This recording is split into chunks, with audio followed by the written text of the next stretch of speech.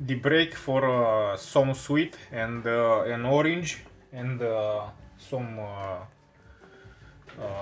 carbo gas juice with carbonic acid juice. And then let's begin step by step to enter into the next subject, technical subject, which is a big achievement for me. Let's understand how to think. Let's understand how hard it was. Let's firstly, before the solution, don't think you want too much. You want the solution before. No, no, no. Stay here with me, work with me, research with me, and maybe at the beginning, at the end you will have also the final result. Maybe if you pay,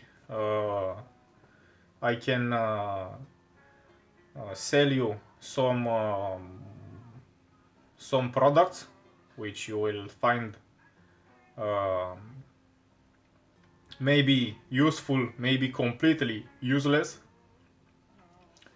or maybe at the end I will also share with you some secrets, some whatever, how it was possible, even though you can understand me that I can't give you everything.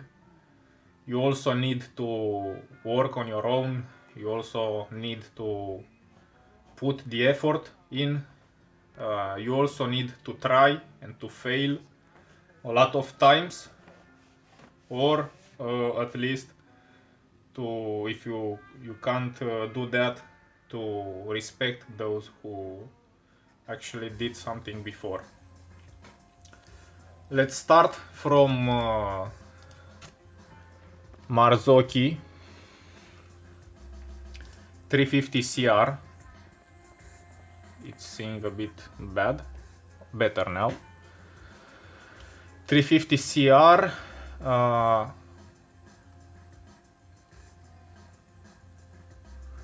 which I think is a 14 model, introduced in 2014.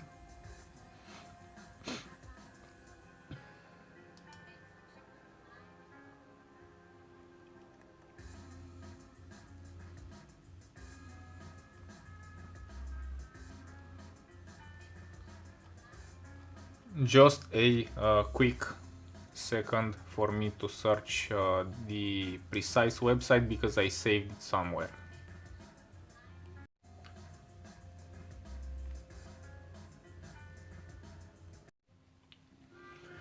This is it.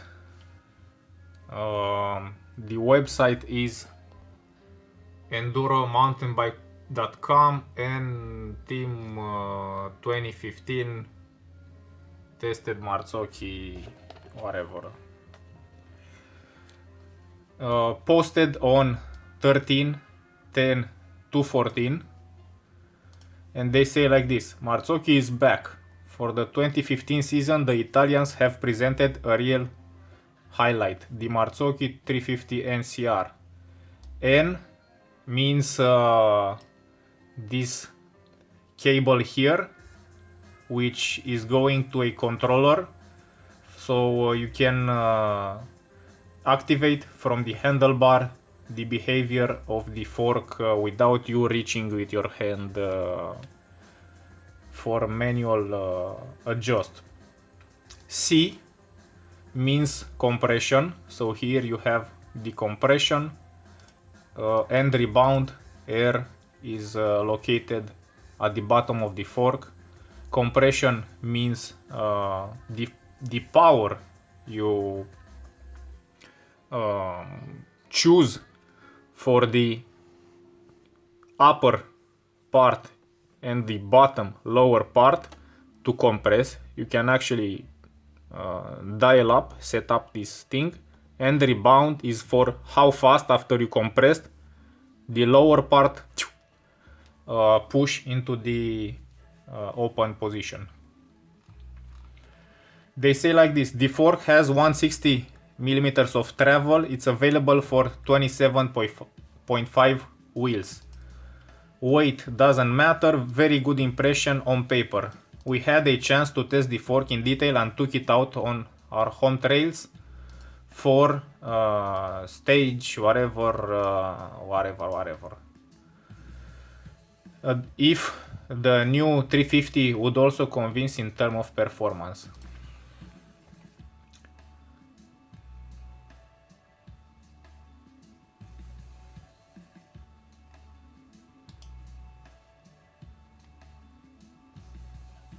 $35mm stanchions, so 35 it's fits, let's say, perfectly into the category of the enduro forks. So basically this fork was from 2014 2015 thought designed for enduro.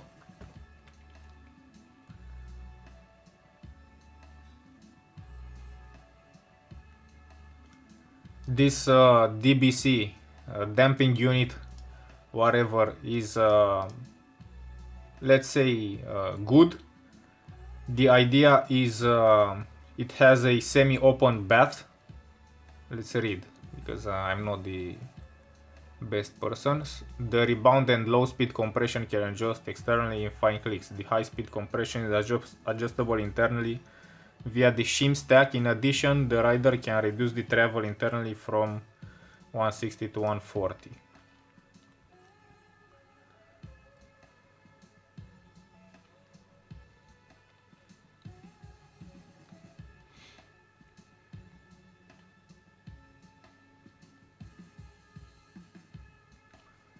On the downhill sections, the Marzocchi is unstoppable. No matter how rough the terrain is, how much you miss your lines, it absorbs any unevenness.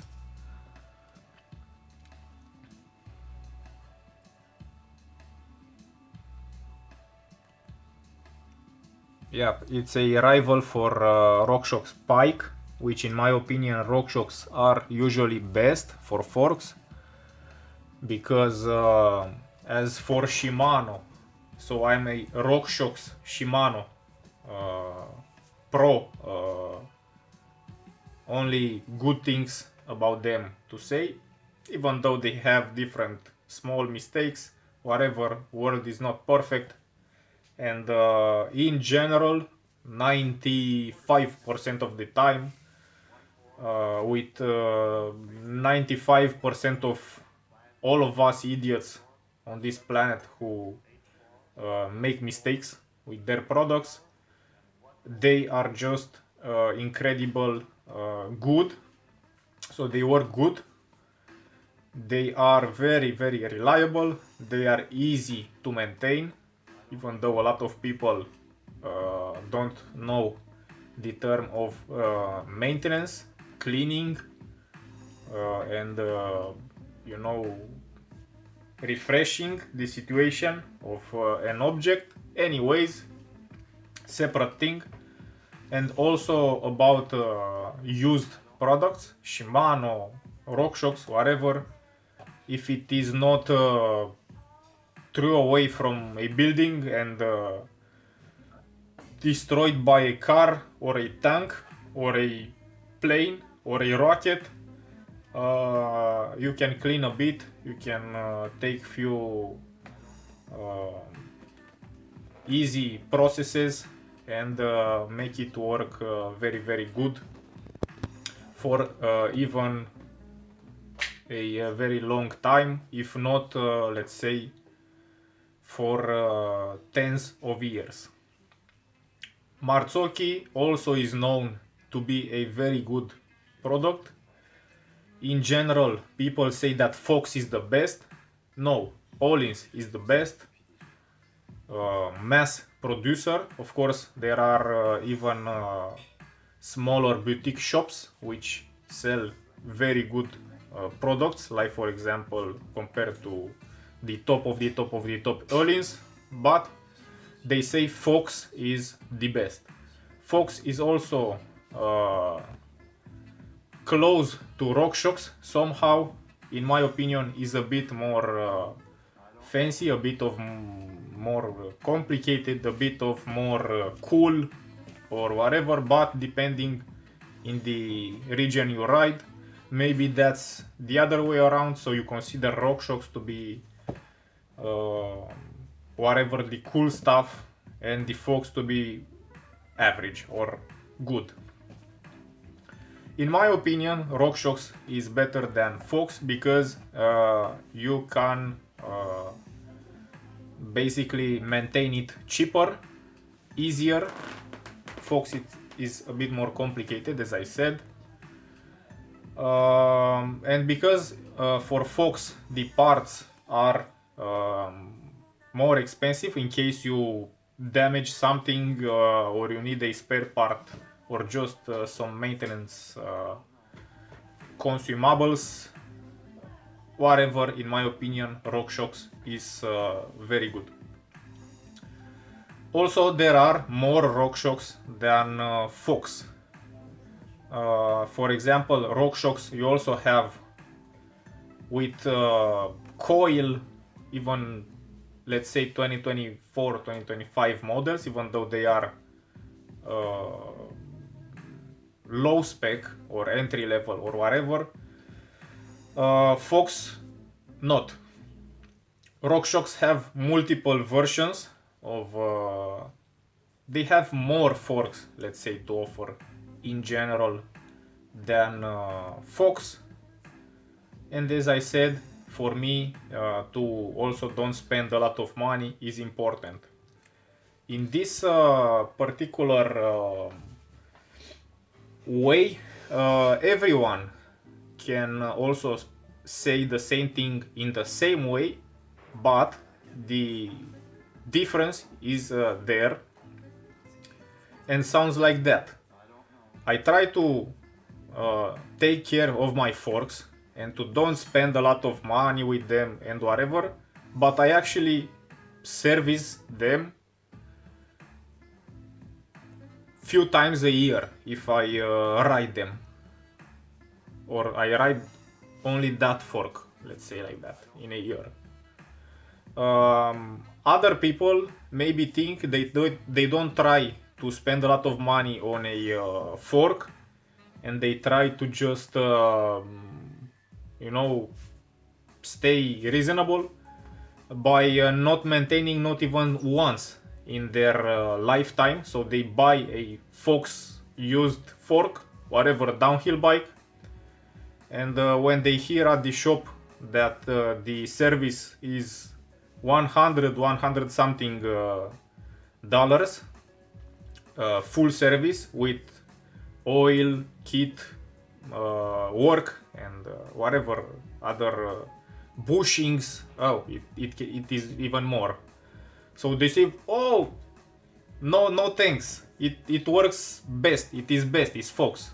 But of course a not maintained fork does not work as the name says. So of course, if you compare a new product with a new product, good. If you compare a new product to old product, you understand. If you compare used to used, again. So in these situations, a lot of good theoretically products, as for BMWs, Mercedes, Bentley, whatever, they are good, they are incredible, they whatever, not maintained, with a lot of check engine, sensor, oil leaks, whatever. If you step a bit more on the gas from the engine, you call the friend to take you, to drag you at home, and whatever. So theoretically good, as a matter of function, not maintained, it doesn't perform good because the oil, the whatever it's inside, the rebound, compression are not working smooth, and maybe you can even have big problems with particles entering inside, grinding, scratching the smooth Teflon or whatever bushings, and actually there are a lot of friction, a lot of losses, which in practice are not that good. So maybe you have a theoretical fork which is a downhill fork or whatever, but it absorbs like a trail fork, or is just big and rides beautiful on it Fox, but it work as crap.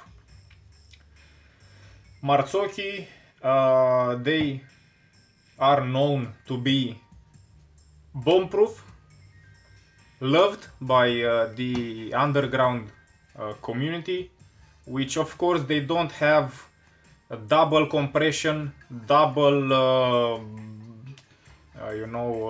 rebound. They are not shiny, they are a bit cheaper, but no one can complain about Marzocchi because they do what they're supposed to do as RockShox, maybe even at a lower price than RockShox. They also have compression, rebound, whatever. They glide incredible good, but also models from them come with open bath of oil, which means the oil move somehow freely between the top and the bottom part of the fork, which somehow maintain a good lubrication. They clean somehow the particles, and for the fork in general is good. More so, they are known to be plush, on the imperfections of the road. As I said, bomb proof, you can jump with them as with any other quality fork or whatever. The bombers were used in dirt jump in skate parks, so everyone knowing Marzocchi, at least old Marzocchi, they know they can't go wrong with them. Usually with RockShox you have more than enough, but as you said here, and this thing triggered me, yeah, they can compete with RockShox Pike. With Fox I don't is needed because it costs a lot more to maintain, and whatever other BS, let's say. When Marzocchi was bought by Fox. So you can see here, almost 1 year later, in 2015, Globe, Newswire, Fox Factory Holding Corporation, Nasdaq today announced that whatever subsidiary entered the definitive agreement to acquire assets of Marzocchi mountain bike product line. This is very well known because after 2015 until today, being a subsidiary, somehow the Fox remained double compression, double whatever, even the entry-level model they have just compression, just whatever, and are at the same price with Marzocchi. So you can buy a average Fox for the price of an average Marzocchi, but the Marzocchi usually is cheaper, made somehow in the same way as Fox products, even in, let's say, internal function small details, and also as the general aesthetics. Some say, or they can observe, that they are very similar. For this, let's say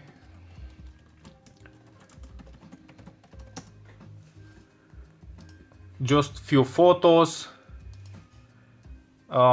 People think that this Fox factory is better because, as I said, it has two compression and two rebound adjusters. So a compression for high speed, a compression for low speed, a rebound for high speed, a rebound for low speed, which if you ride for the dear life, damn life, and you are paid and whatever, and you hunt in tournaments 1 second in each race to win the championship, of course this is the best. But for whoever Joe who have a bike, like a bomb-proof bike, nice downhill bike, whatever bike, and he ride for fun, for whatever, even though he ride hard and whatever, with friends, with anyway, this is exactly the same fork, but with only one compression, one rebound, with a difference in price. Very, very important. And by that, where I saw that 900, the red one, and the black one is one here 900. So this is double the price. So in theory, if you want to pay double the price for some minor detail, is the same thing, but with a bit more whatever. This is Marzocchi. Let's now find the Commensal Meta AM Artail 2016.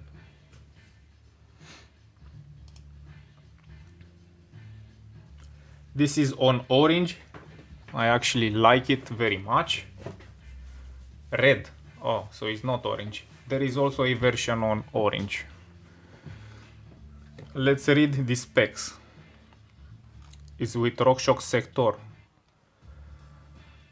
Come on, man. I want this. Let's watch this.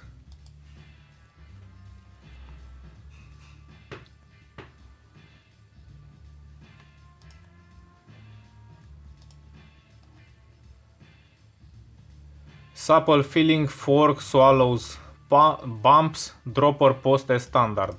Cons: fork lack of support makes it a liability in the bends. Heavy weight hinders climbing. Cramped frame has a nervous feel on descent. Reliability issue with dropper. Interesting. Stock setup.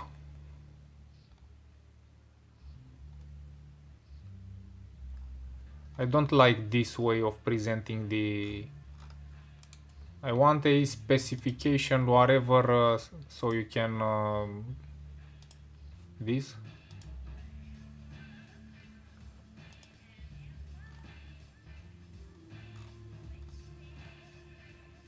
Not.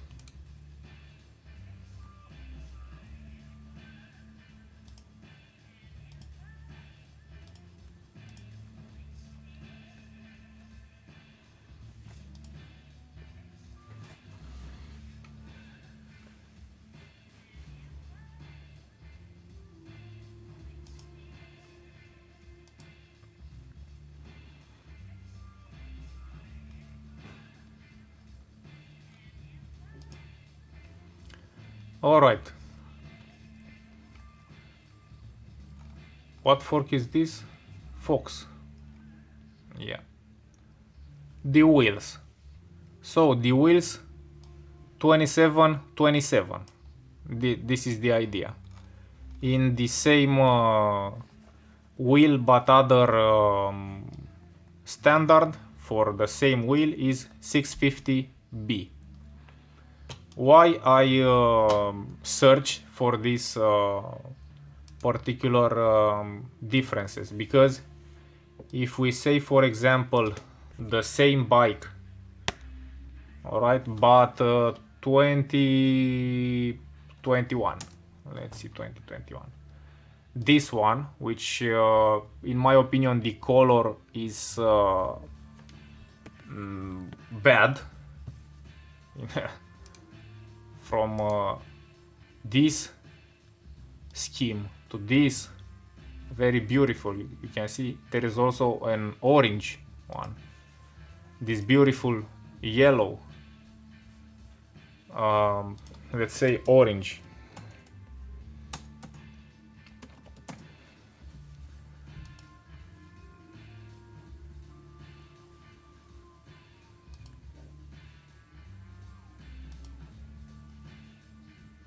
A neon orange, very very beautiful. To this sandy whatever commensal, what you did, because I don't like. What's that? You know, even though I am not a big fan of bright colors or whatever, I like the orange, I like the yellow, but let's see the specifications.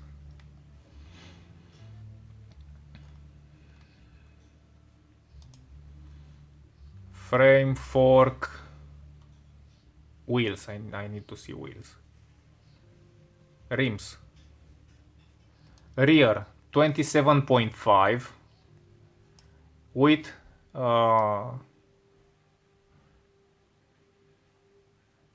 rear 27.5 or 29 inch, and then in front you have 29 inch. So this bike is either a mullet, so either you buy a different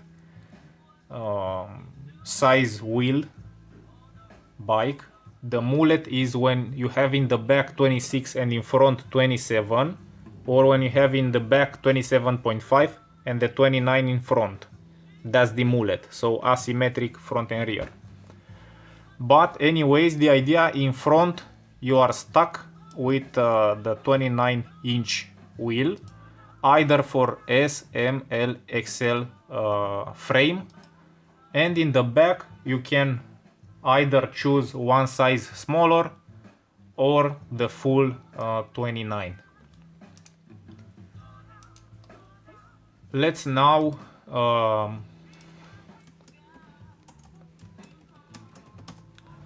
let's see if we find one for sale. I don't know where to find one for sale, second hand, so we can see something tested. Let's say like this, tested, something tested. Pink bike.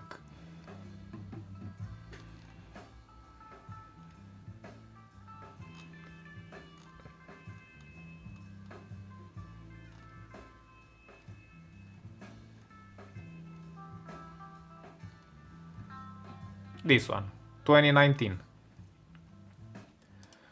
Much better color, to be honest. A glossy with a commensal logo here, down below, and up here. Much better in my opinion, with RockShox fork. Whatever, we are not here for this, we are here for wheels. Wheel size 29. Alright? This is the idea important into this situation. Also will be important this detail here, which is a true axle, so boost true axle. It's either a 142 millimeters wide, either a 148 millimeters wide. This boost true axle.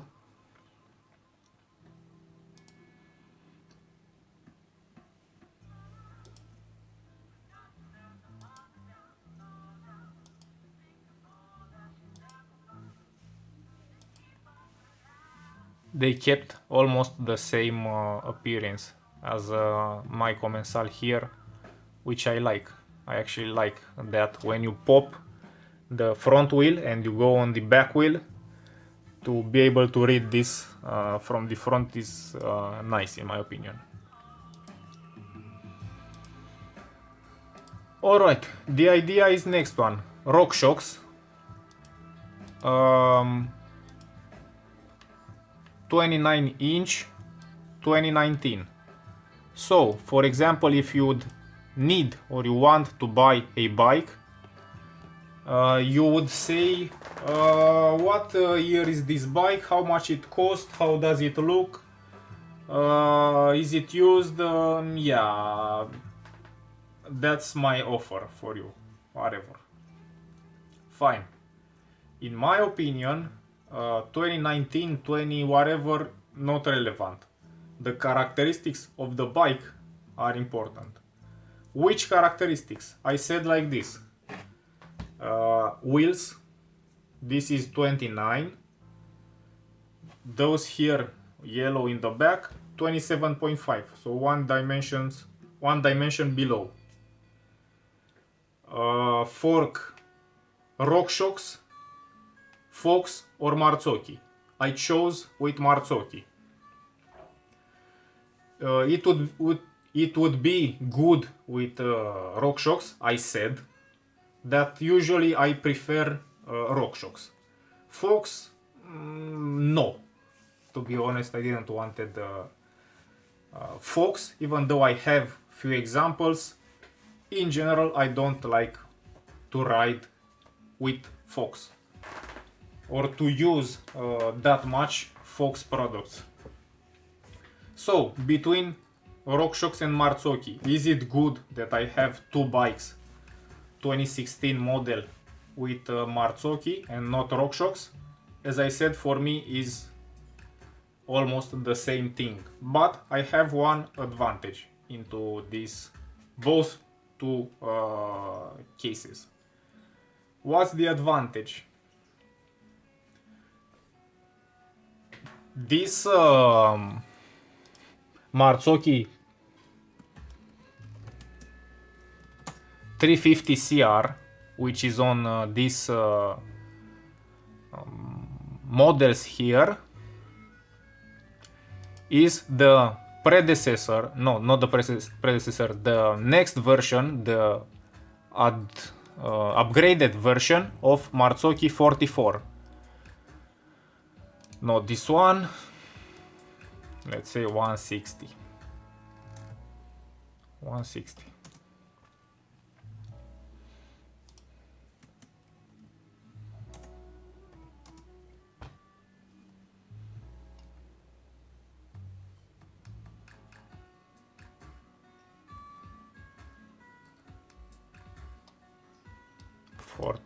Sorry, it goes a bit 55 anyway, my bad, 55. So the Marzocchi 55, as you can see on every web page, was only on 26-inch wheel. You can see here 26-inch wheel, ball through axle, whatever, 160 travel.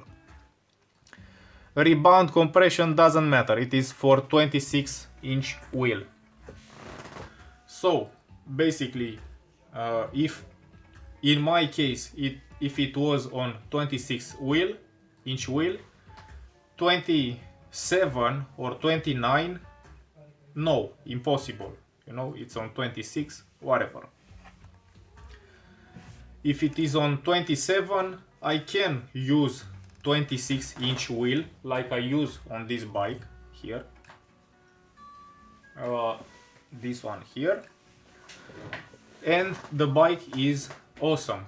But the fork also allows me to go for 27.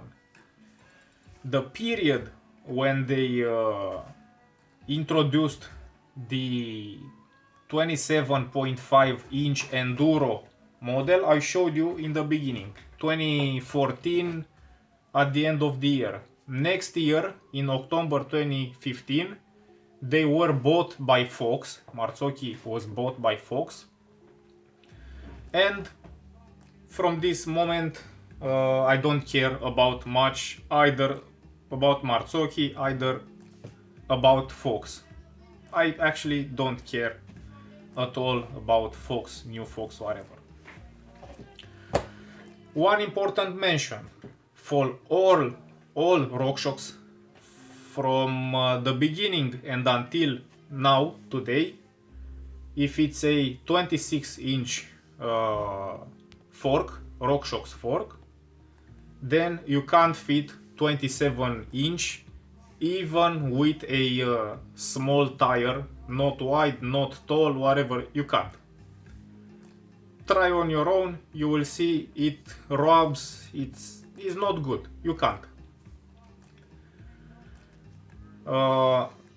Fox, usually in so many cases, but not most all the cases, but usually on Fox, if you have 26, you can fit a 27 or a 27 with a medium tire. It's alright.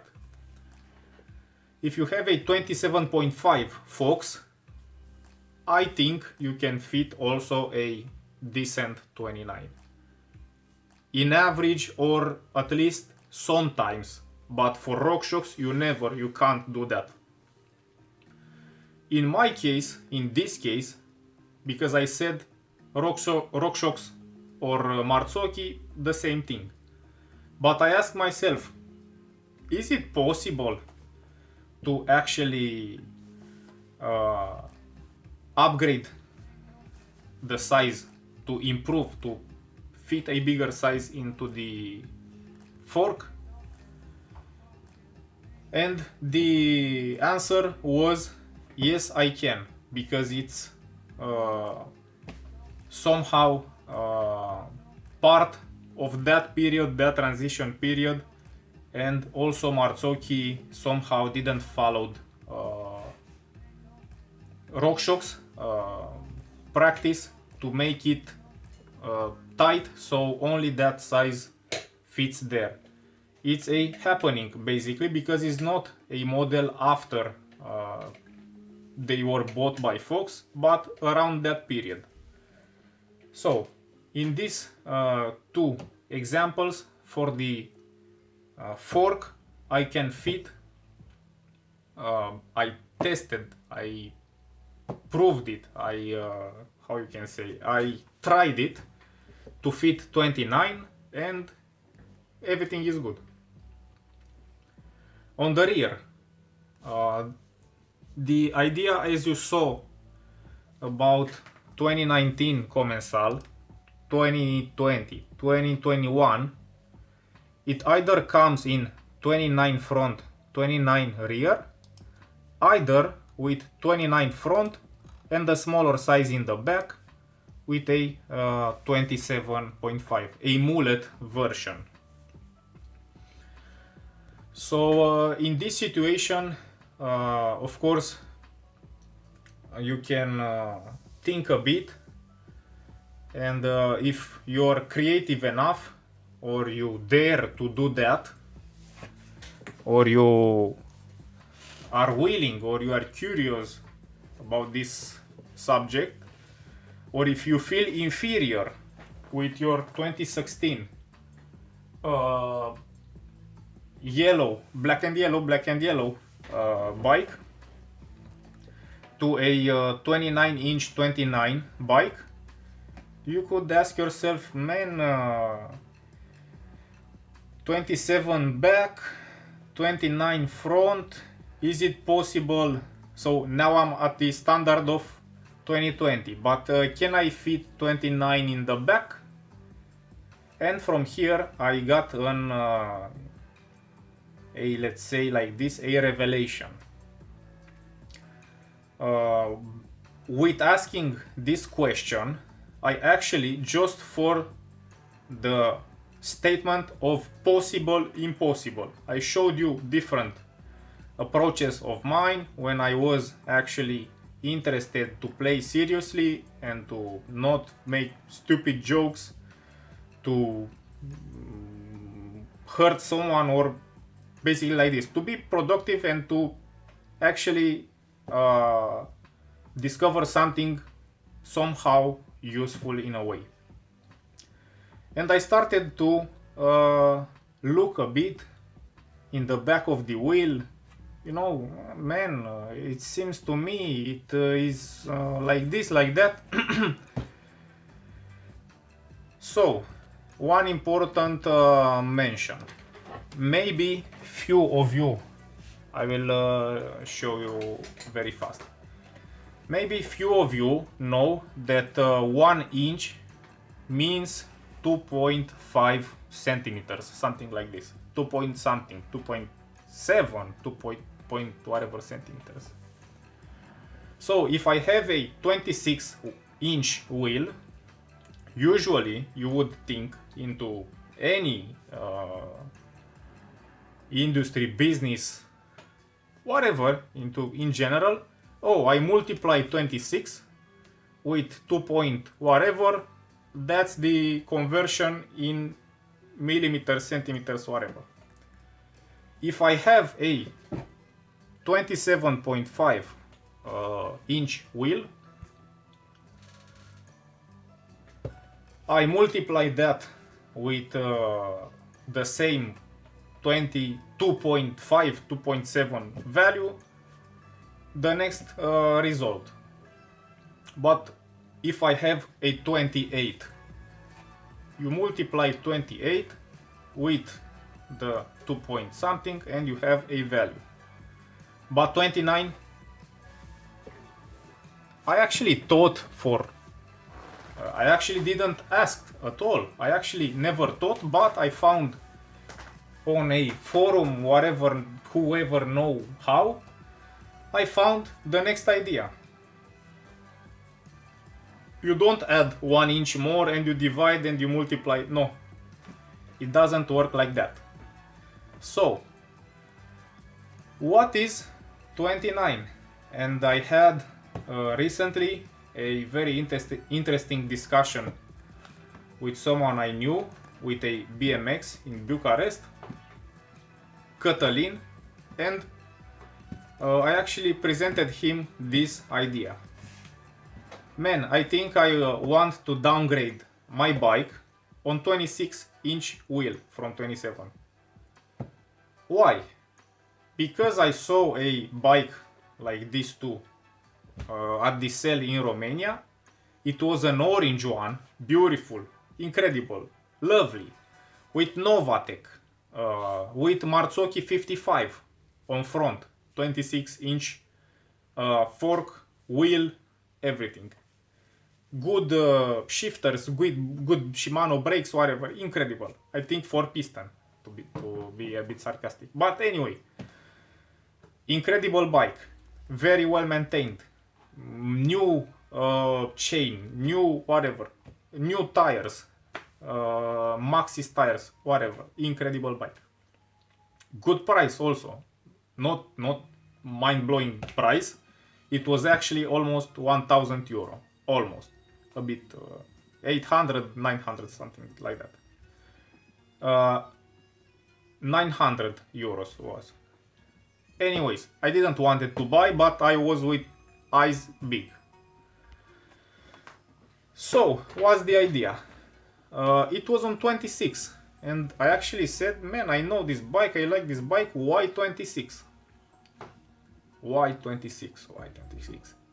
Would it be good on 26? Like an idea, I just asked him, man, why 26? How is on 26? Man, it's gorgeous on 26. Incredible. Even though it's on 27, 26. Interesting. I had 26-inch wheel, but I judged his bike, his mentality, his option. To be honest, I firstly thought, man, this guy somehow had some 26-inch wheels, which usually, when you say in this current market, what's your bike? 26. You almost disconsider that person. Oh, not 29? Not even 27.5? Man, you're alright? You're wrong? You have some problems? Please tell me, I can help you. I know someone who can help you, can give you a 29 for that much. Joke. So, even though rims were good, Spunk, Novatec, Dartmoor, whatever, so good wheels, hubs, Novatec, the rest of the parts, so new tires, whatever. Man, why his bike is on 26-inch wheel, 26-inch fork? He say is good. Alright, you know. Time pass, whatever, and the idea remained in my mind. My mind. Because I didn't knew there is a orange version of that bike. I knew there is a I don't remember, but I don't think it's only yellow, red and orange.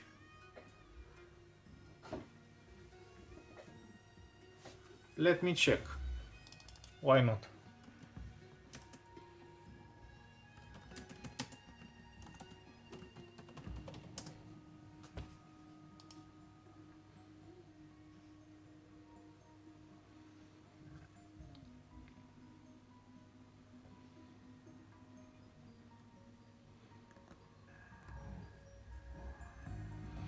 Alright, so is the reverse color scheme or somehow...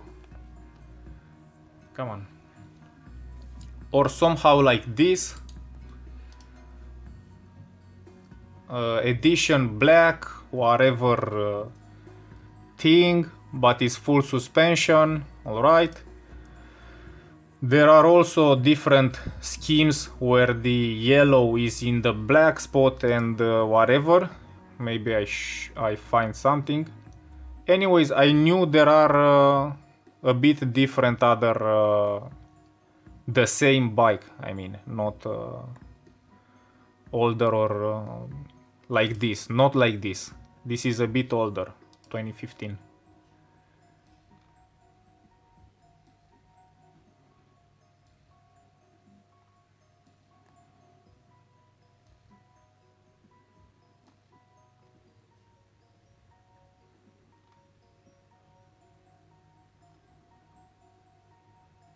Ah, this one. So this is the reversed color scheme, as you can see. It is of course on full suspension, but apparently it's, you know, a bit confusing. Also you have this, which is not this. Maybe you understand me now that anyways, I knew there are more color schemes, but I didn't knew there was a orange one. And I kept this idea, man, that dude ride on 26. But even though I had every wheel option able to just fit and go, I didn't took that too much in serious about applying it into my mind to imagine how would it be and whatever. Yes, I actually thought too much at that idea, but to put it in practice, not that much. And I actually spoken with Cătălin, and he said, and I said to him, man, I think I will downgrade on 26. Yeah, but you know, if you lower the bike 2.5 centimeters per 2, so 1.3 centimeters whatever, maybe when you lean with the bike, when the pedal is down, you touch and whatever. Said and done. First day or second day after I downgraded to 26-inch wheel, I touched and I jumped with the bike violently. Start to laugh, enjoy. Oh, again, I won again, even though I was scared, and after that I didn't touch it again. It's not that easy to do something, to discover the limit, you know, and actually to even discover it solidly, not a bit, you know, you put a bit of salt. But after that, it's not too easy to just go in the first corner and do it again, or even worse, to crash. The subconscious somehow keep you in check and doesn't allow it to be that easy. Maybe possible, but not that easy, for me, personally.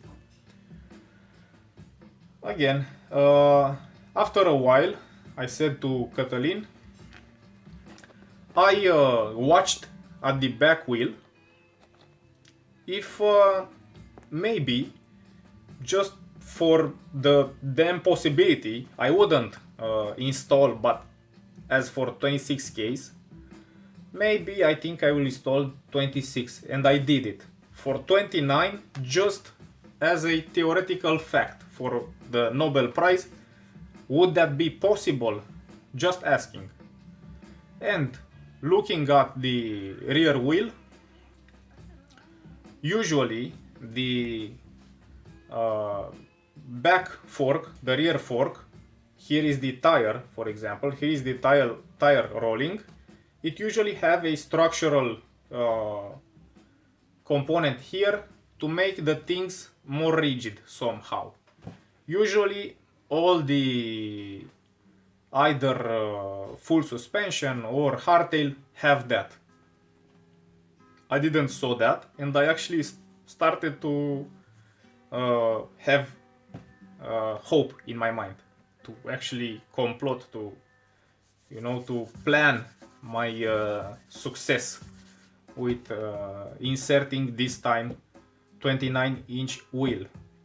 The previous success was to install on the same 27-inch bike size plus tires 2.8-inch wheel. So the stock version, or the most common version, is 27.5-inch wheel for this bike, I mean for this category, enduro, hardtail, whatever, with 2.35-inch tire or 2.5 tire if you're you know, unsatisfied with that, 2.6, and I actually fitted 2.8-inch wheel. I think half 1 millimeter left, 1 millimeter right at the fork. In the back, the same situation. But anyways, I fitted size plus 27.5, 2.8-inch tires. With this 29-inch dilemma, let's watch a bit so you can understand on yourself how the things look. Let me pause. This is a 27. You can read usually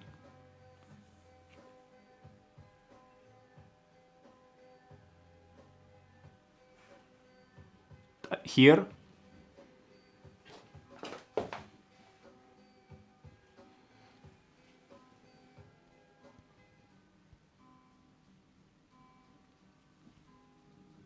(27.5) 2.1.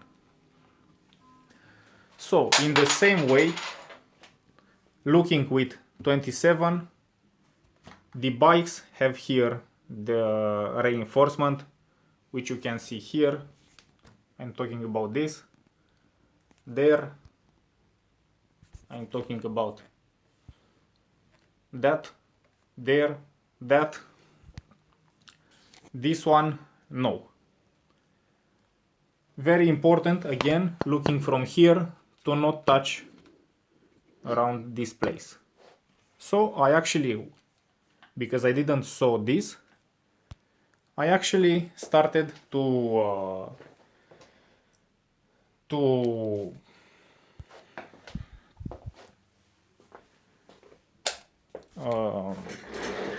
get more hope. Not that much hope, but anyway, I get more hope, and I tried. I took my cross country from KTM 29-inch hardtail wheels, 2.2 with tire, no problem, fitted there. As I said, another important mention here is the rear axle. This is a bolt 12 millimeters in diameter, so it's, you know, 142 or 148 long with 12 millimeters, and compared to 135 quick release, the old standard,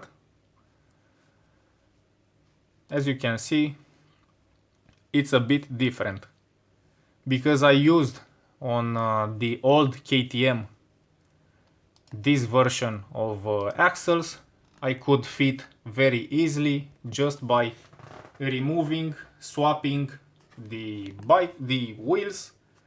No problem, no nothing. Even though I didn't use, I just fitted there, and with this idea in mind, I actually said, man, in this case I've got no problem into this situation, comparing a 2016 model with whatever is now present, even though it's on 29 or mullet 27.5 rear, 29 front. I can do that also, so no reasons for me to feel inferior somehow, but on the color scheme actually I like this more.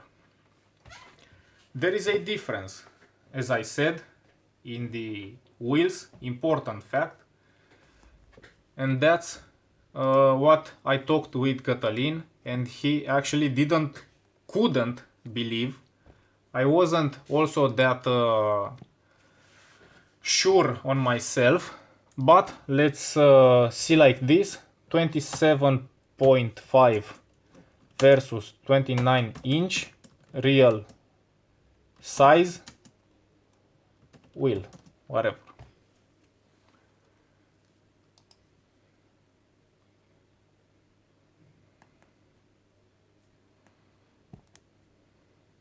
This is irrelevant.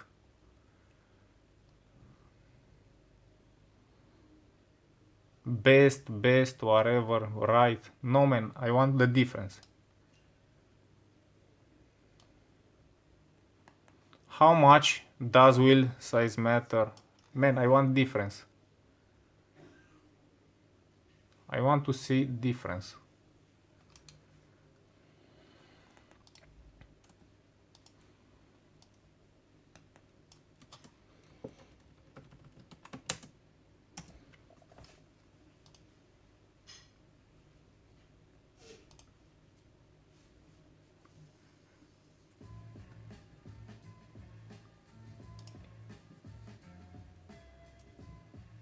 I don't know why I don't find the exact comparison on any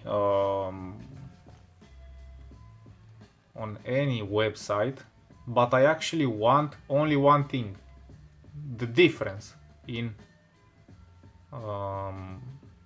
size, diameter. All right, so diameter here, diameter.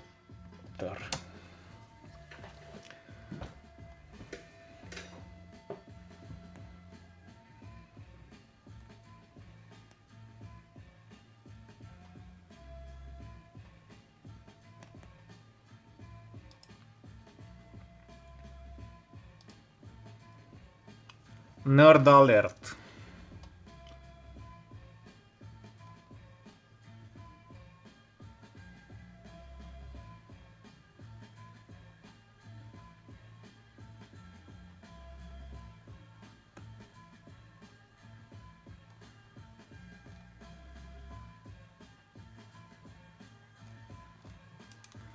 No, I'm not impressed. Let me skip this to don't lose that much time. So let's read here the 650B wheel, which of course you can see here. Comensal meta, whatever.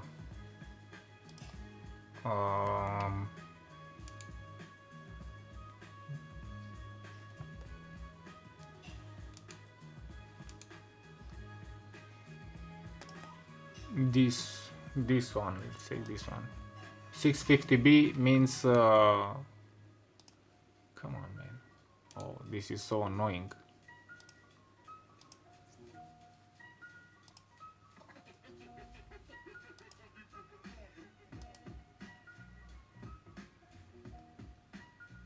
Not this.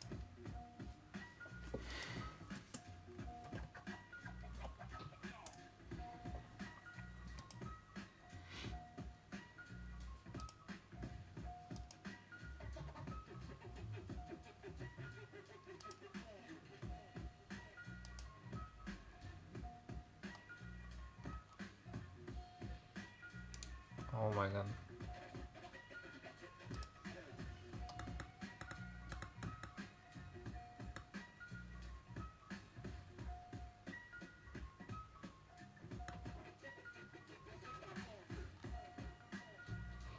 Here.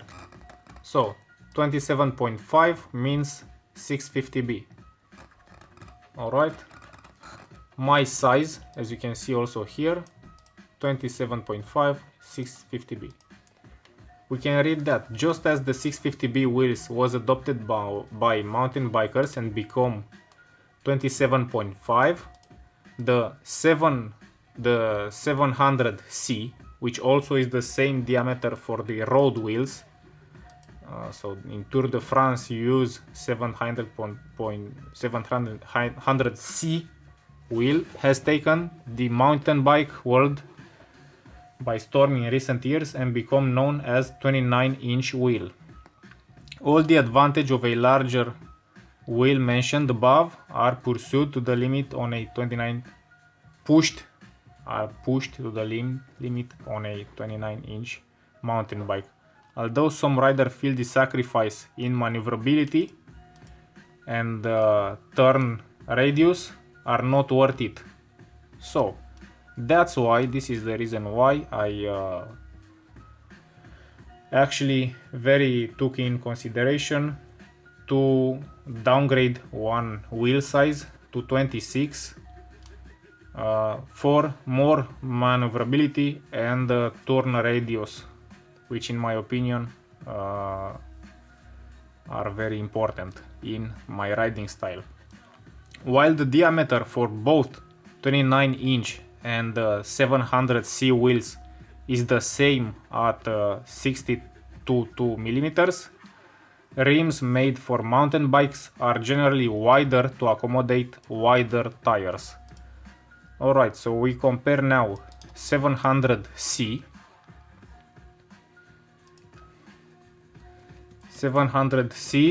versus 27.5 wheel size difference, whatever. So using the system based on inch, the difference in diameter between 28-inch, 29 and 27.5 is just 0.5 inches, which is equivalent of 13 millimeters.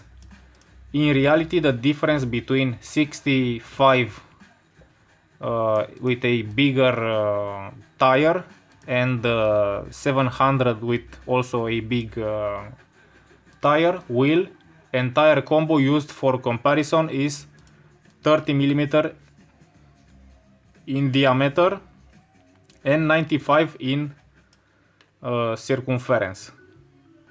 Of course, because of the wide tire. But as rims and whatever in general, between 27.5, 28 and 29, as you can see here, 29 at 62 millimeters in general is the same. I don't make it longer because you understood very well. You have a like from me. Katalin was also surprised about this. We searched, so we were somehow right. As I said, I wasn't that sure. He was also intrigued, so we tried to search for the truth. The truth is next one. Even though there are some differences in tire sizes, whatever, like this, the name 29 inch is based only on tire manufacturer, basically as a difference between 28 and 29, but from 27.5 to 28, that's it. So a smaller difference. That's why before I asked you from 26 multiplied with a 2.5 whatever an inch is, how much do you think it is? Simple calculation. 27.5 or 2.5 whatever inch, again a value, but with 29 is not like that. It's basically a 28 depending which tire you use. Of course, you can ask who is making tires. Between tire manufacturers there are differences, and these differences are not small because can vary much, let's say like that. So in weight, in size, and whatever else. So there are big differences. Enough with this topic. So this is an example of you thinking, man, I have this 27, can I fit a smaller tire? Can I fit a bigger tire? If I fit small, what happens? If I fit big, what happens? How it rides now in the standard version, and what are my strong points, what are my weak points. This drive me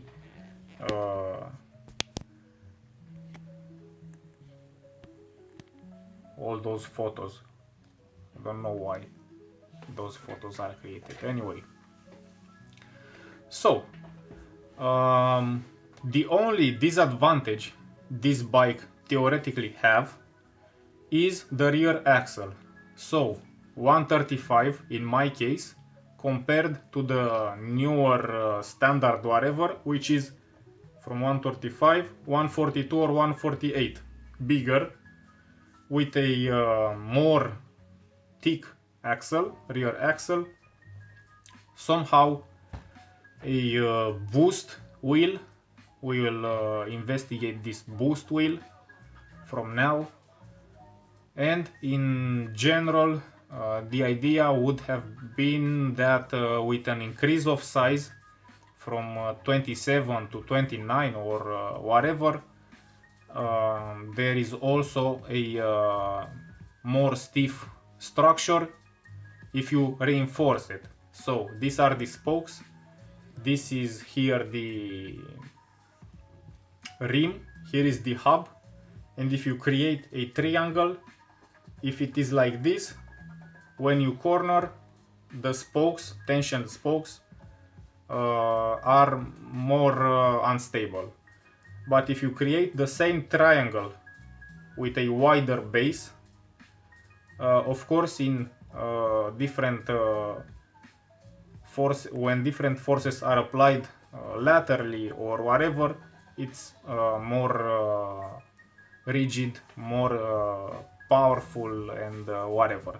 So that's why the boost uh, standard came, it came introduced by the Americans with of the company from company Trek in 2014, I think so, 16, 15, around that.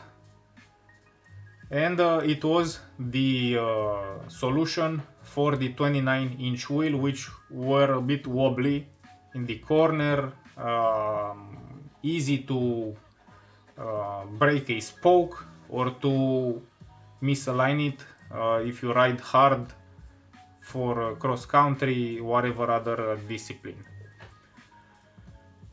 So, is it possible somehow for me to actually make my structure as rigid or closer to this boost new standard? In theory, it would have been possible to do that, but with a wheel, with either a 29-inch wheel like I used from my cross-country bike, but that's not a boost because I'm on the old standard quick release 135 with 10, so that's not boost. So I can fit a 29 in the back, but I still have this disadvantage as this bike compared to a 2020 model bike. If I want to ride, for example, the 29-inch wheels and somehow maintain the same characteristics in fine detail, so not just looking at the bike from exterior, you say, oh nice, it's yellow, it's brown, it's whatever, 29, yeah, good. No, we mean as close as possible. So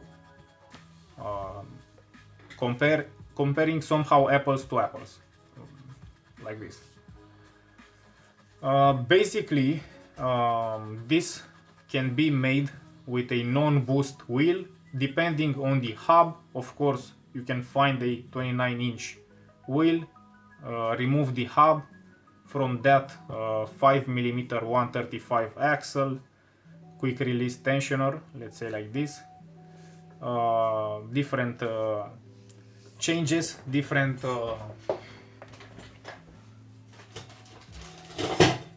tweaks here and there, and with a DT Swiss here, with a DT Swiss 10mm axle, so it's a 10mm diameter axle for 135 average standard quick release. If you can find, I have one more here, brand new, because I like this DT Swiss axles. So if the rear hub is not boost, you can fit this kind of thing, you can adapt a bit, and somehow you make the structure a bit more rigid. But the wheel by itself is not boosted, so the spokes are at the same old base 135 hub, so they are not wider, so not that much more stable, let's say like this. Another mention about what was important for me going for 26 was the idea that more is not better, as in the last discussion was about more brake power. Oh, I like more brake, whatever. Even though if you need, you don't need, you just like. not my problem. I also guide myself about what I like, what I don't like, but in the same compromise, strong point balance, which of course I try to create myself and to adjust in fine detail.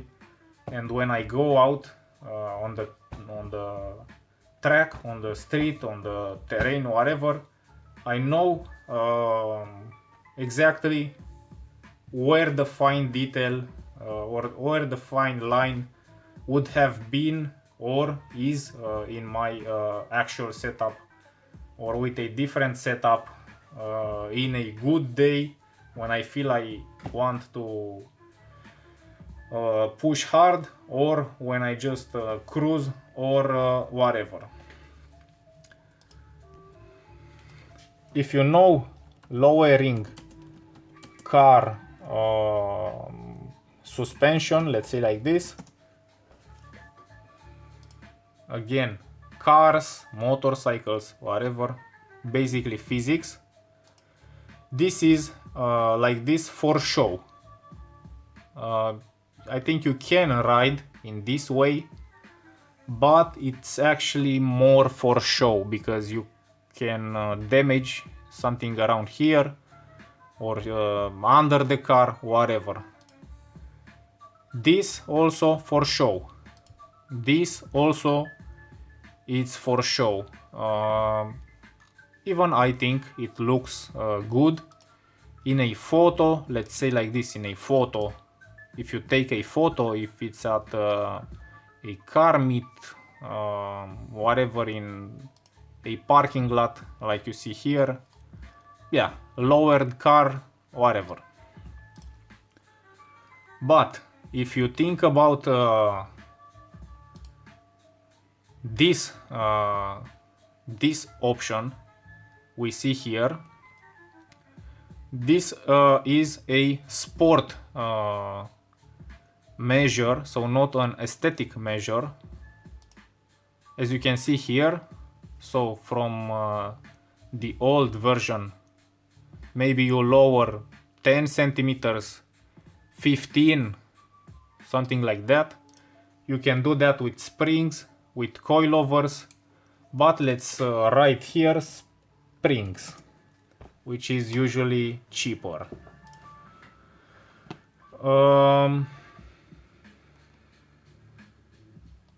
Let's see some products to imagine a bit in millimeters what usually is no,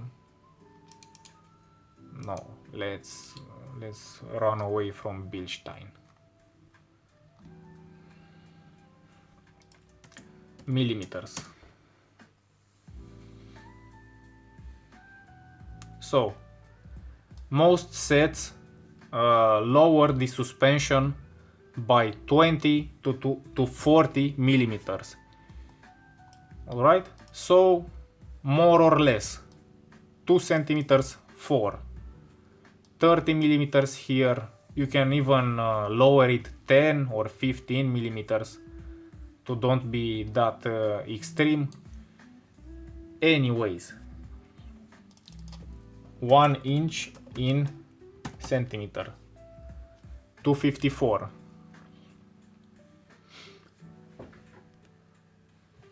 So basically, if we don't talk about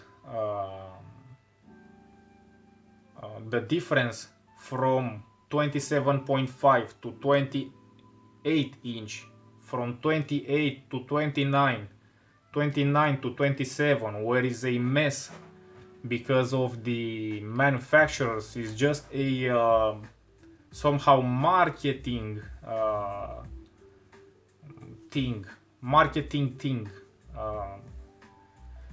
and it's not the same. It varies between manufacturers, from Continental to Schwalbe to Michelin to Kenda to whoever other mother manufacturers, uh, there is not sure exactly in millimeters. If you want to make some estimations, some calculations, whatever, is not very clear in that higher thing. So it's wrong to make the calculations with 1.5 inches divided by 2, 7.75. Let's see.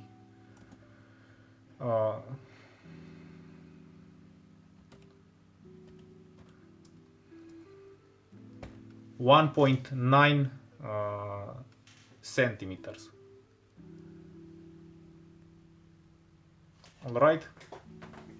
So from 29 to 27, you think in your mind, man, I will be lower with 1.9 centimeters, almost 2 centimeters lower to the ground. As in car industry, as you saw, you have 15 millimeters, 20 millimeters, 25, 35, 40, or even more, both for coils, both for coilovers, which are the complete set with damper and the coil. Whatever. So 20 millimeters, 1.9 centimeters, so 19 millimeters from 27.5 to 26, that's it. As you read there, that's the value. Maybe you think a bit, alright, so I'm 19 millimeters closer to the ground, one size smaller,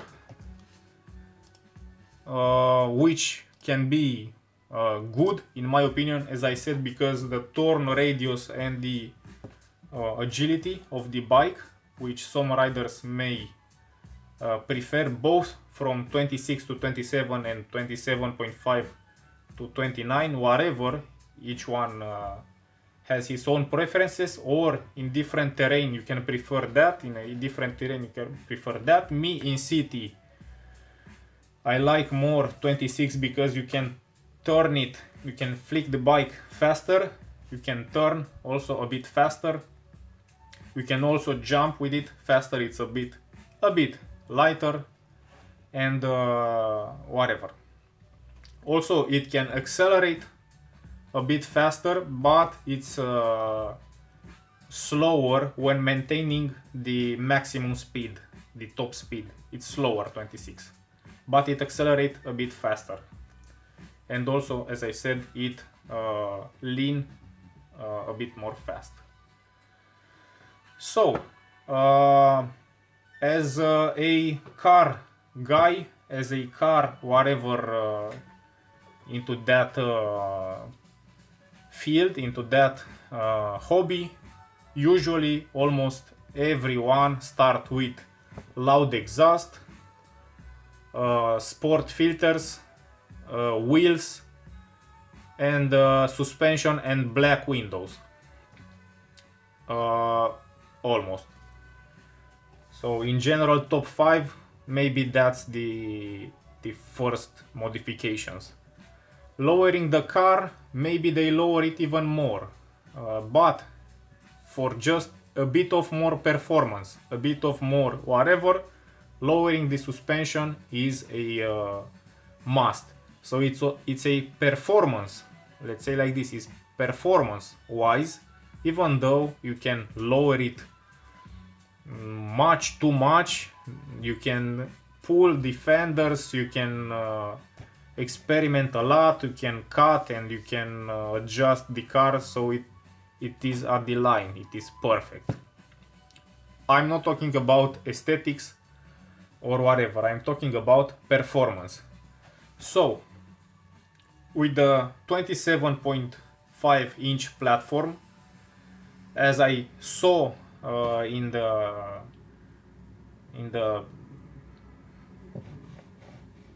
on the market, that orange 26 inch version of my bike, which that owner said, man, it's incredible, it's good, it's like that. I fitted 26 inch wheel, it was more stable, lower to the ground, center of gravity, 19 millimeters on the mat in general. Maybe it's 1.5 centimeters, maybe it's 2, whoever. I lowered the bike. Let me show you now the solution to the problem with pedals, because as I said, on 26-inch wheels everything good, but there is a problem, because for example if this is the arm of the pedal and this is the pedal where your foot is staying, if you lower, as you can see here on the screen, if you lower it 2 centimeters, when you lean the bike, as you can see here, it will touch the ground more easily if it was something like here, 2 centimeters higher, and in the same lean you can see you can lean it even more until it touches. So this thing changed. Of course, the bike more planted, 26-inch wheel, faster, easier to lean, but what do you do with this thing? Of course, in my opinion, in my career, in my experience, in my journey, I also tried and I also learned and I also practiced all those videos showed basically the attention to details. These were also attention to details, synchronizing and also going with the bike, not messing around, hitting the ground with your pedal, so adapting and adapting. And I actually thought, man, it's alright with 26, it's possible to touch the ground. I need to practice and I need to pay attention so I don't touch. But I actually solved this problem also, not in general, not for you, not for everyone. There is again a thing which you can do, which is not a solution in general, but this specific thing it's solved. As that yesterday guy who said in the road discipline, if you want the pads for the road bikes to be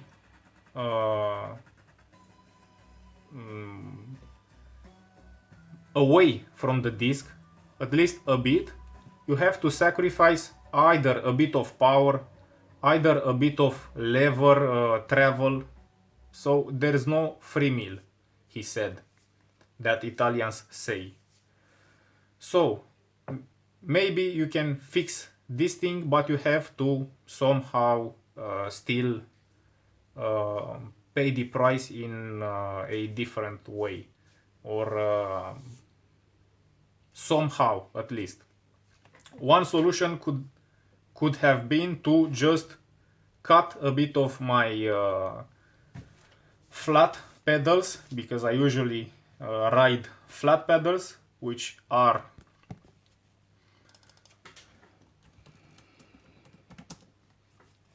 this one with the pins,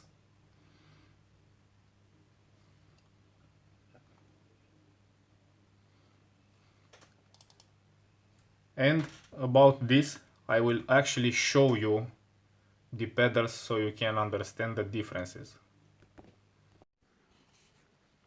As I said, when the arm pedal, when the cranks are either at 180 degree up or 180 degree down, of course when you somehow intend to lean the bike, hopefully I don't make a big thing here. Oh yes.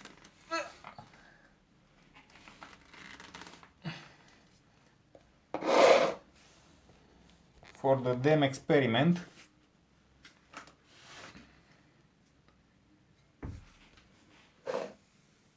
you can see it touched with the bike leaned.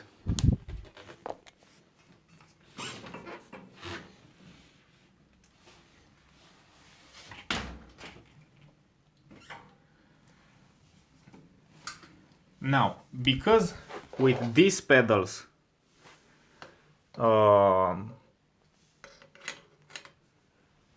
you can see if they're screwed in, so here there is a big difference, big difference. You can see it, or if I put it like this, you can see it. It's a big difference. So if I didn't have these pedals, but I actually had this, in this situation I actually leaned the bike very much. Maybe on flat it's very hard to lean that much, to touch with this automat pedals, SPD pedals, Shimano pedals, clipless pedals, you can name them however you like, multiple names. But with this one I can make the same experiment, and you can see basically that the lean angle, maybe if now we can consider that the bike is straight, maybe the lean angle would have been that much and not that much, which I could improve or repair by changing the pedals. As I said, why? Because in principle I would have been with this height 19 millimeters more in so somewhere around here, and with this theoretically no problem. But now with the setup lowered, I needed to find or come up with this solution, which is not bad in my opinion. And this is not because I like or I don't like SPD pedals, flat pedals, whatever. If you ask me, man, you like more flat pedals, you like more platform. I ride and I rode both of them, and I wouldn't compare them in any way. So I would need somehow to respond to you if I like this compared to that, or I dislike this compared to that, and vice versa. I'm actually riding both. Both of them have qualities, both of them have disadvantages, which of course for me can be different than from a mountain biker, downhill, cross country, whatever other racer. And to describe this, I think I can, no problem. But to actually choose one on another, or to actually say in general whatever, I think is a mistake. As someone from the bike shop where I spent a bit of time there said, he actually used all the time, so for a long period he actually always, when he go to the mountain, go with clipless pedals, so he don't use flat pedals anymore at the mountain. Why? Because the advantages when you climb and when you try to maintain control on rocky stuff, on harsh terrain and whatever, because your feet are locked in place with the bike. If we talk about now about user friendly and sensations to do the same thing but with the flat pedals, of course going uphill is more intense into your muscles, it's more challenging. Going downhill, it's more intense, again more vibration, your foot are just jumping around from left to right at the same speed, let's say, if you can maintain the control at the same speed. So it's more intense, it's more fun, depending on each one's requirements. Both can be good. In my opinion, I will talk about this thing usually because I ride with the screw almost to the maximum. So of course you can set a power level by which you swiping your foot, so you can release from that lock position. You can make that easier or harder. So based on the terrain you ride, of course you can stay locked in harder. Of course, in case you crash, you're staying there. Or to make it easier to go out from that lock, which of course you can go out easier, but when your feet start to do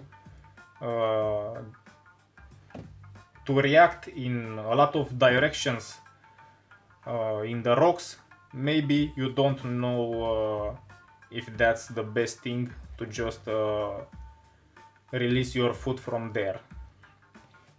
So yeah, the flat pedals somehow are more consistent in every environment. You know where that's it. You somehow try to predict, try to train with that thing. Also to bunny hop with flat pedals is harder.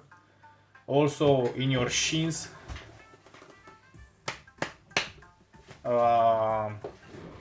with no protections, to actually get one of these, you know, you can have a big problem, big damage, a lot of blood there. But also it is easier to your foot to actually move and to select your position, or your just how you keep your foot on the pedals, like for example in motocross and other motorcycle categories, because there you don't lock your foot with the motorcycle. In bicycle, of course, possible. In motorcycle, no. So somehow each one is interesting. Now back to the solution. This is how I actually solved the pedal solution, by just shortening this part here. I managed somehow to solve that leaning angle and touching the ground when I try to corner fast with the 26-inch wheel setup. It is actually not that bad to think about like this, because I don't hate flat pedals. I ride them like they require to be ridden. Of course, sometimes I feel somehow the unpleasure to get my foot out a bit harder, but I also don't want to lower that spring tensioner to make my foot to go out easier, because sometimes when I just pedal hard it happened to me to slip my foot out and it's not that pleasant. So in general it's a solution, it's a problem solved, but is not the perfection, because the perfection doesn't exist somehow if we think about. From a base model, of course, I lowered my bike and now it's more stable, it's more agile, and I also tend to go with the SPD pedals, which in general are faster. No one can argue that SPD in most of the cases are faster in almost in every situation. Maybe in skate park or whatever is not faster, but in 95% of situations the SPD pedals, automat, locked in whatever pedals, are faster than flat. So that's it, that's the situation. I ride, let's say, faster with a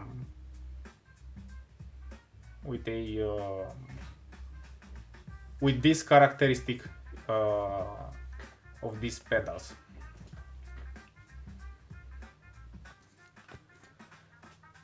Today is late, so this discussion about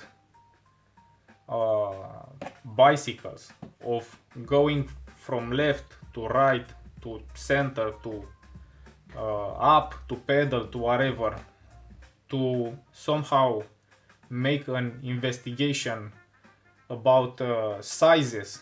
Does that fit in my case? Does that fit in your case? What do you have in your configuration? What do I don't have? What's my strong point? What's whatever? I make this this end like this because it was somehow very important for what's coming next, being a more boring session until the end part. It is basically somehow boring, but you need to understand how you can somehow move a bit in millimeters, and why to think like this, chasing what, because perfection doesn't exist, but you can somehow gain a bit more strength, a bit more agility. You can want a bigger wheel, a smaller wheel, but as I presented you, even if you think from 27.5 to 29 would have been 1.5 inch, maybe you check that, because the industry is not that easy to cope with or to live with, even though maybe that's as it is, you know, maybe that's a fact. Not that, not that, and even I didn't knew a lot of these things, but I actually checked and checked and checked and checked, tried, experimented, asked, watched different things. Some of them are possible, others are impossible. Some things are possible with ease. For other ones you have to work really hard. Other ones are possible, but just at the millimeter, and maybe even 1 millimeter is much. To have the millimeter, this will be a conclusion. Maybe I need to say that again. Some things are possible at millimeter, or at millimeter, or maybe at even smaller than 1 millimeter, let's say 0.5 a millimeter. Very important statement, because in my case, you will see, you will understand. So with this said, hopefully this introduction into the next series, which will be, I tell you, long, boring, hard, you know, with no satisfaction, maybe a complete lose of time. You lose time, I lost time, maybe it doesn't work, so you can quit. In the end, for me, this was the reality I tried to present in the most real way possible. I don't try to sell, I don't try to cheat, I don't try to improve anything, I don't try to somehow make it better for you, the watcher, or for me, the presenter here, so I could be more pleasant with more people around, because in my situation, both with this bike, these bikes, these wheels, bigger, smaller wheels, with the option, with the adaptations and whatever other situations, with my questions in mind, can I fit a 29-inch wheel? Would that be better on 26? Can I fit a 29-inch wheel with boost size hub? Apparently not. So all these things which come from the mind, come from the question, if they are important to be solved.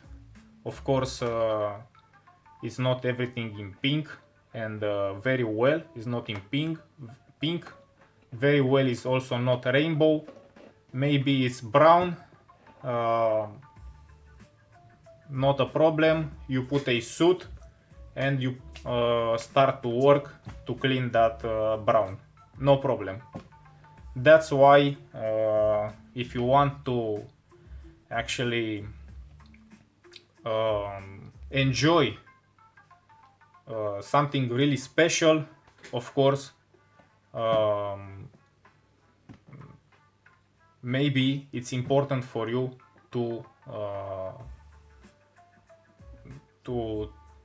go, let's say, off-road, not on the shortcut, or at least on the practice road, on the well walk road, and not try to somehow get there any faster, because maybe you wouldn't enjoy the same thing in the same way, or you enjoy it more if it is yours than to whoever, either influencer with 4-piston, either to whoever manufacturer who sell you, as you saw, the new model as a big thing, but in reality it's crap, or your standard bike, but tweaked a bit and changed to fit you or your riding style, because on Shimano website you expected someone care of how you ride, you as a person, you, and in reality you see that's not how the things work. Even when you pay, for example, people say, oh, you pay that, buy that thing, which is a bit more expensive, but no one stay to adapt it here, adapt it there, to put you different pedals, to make the bike lighter for you if you want light, stronger, or in the opposite way, if your brake is a bit too sensitive to actually test it for you, for your needs, and to adapt it. So uh, the important thing is, if you uh, have the desire or you have the curiosity to go in a one direction, go.